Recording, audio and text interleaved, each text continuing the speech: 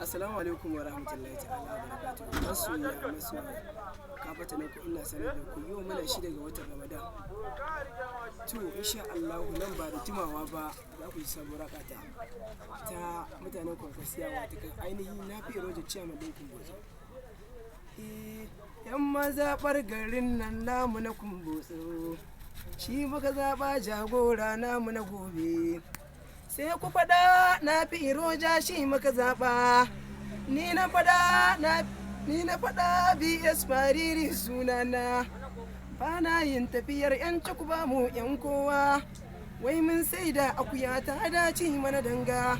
To masu a gwaje ba ta lokaci ba kun ji da biki insha Allah nan ba da jima ba kar ki sake kar ka sake ka fita nan kun maza da mata kar ku baya ba.